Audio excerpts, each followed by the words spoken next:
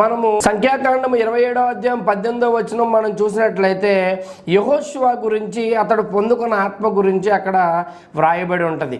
మోషేతో దేవుడు చెప్తాడు, నూను కుమారుడైన యెహోషువ ఆత్మ నొందినవాడు అని చెప్పటం జరుగుతుంది.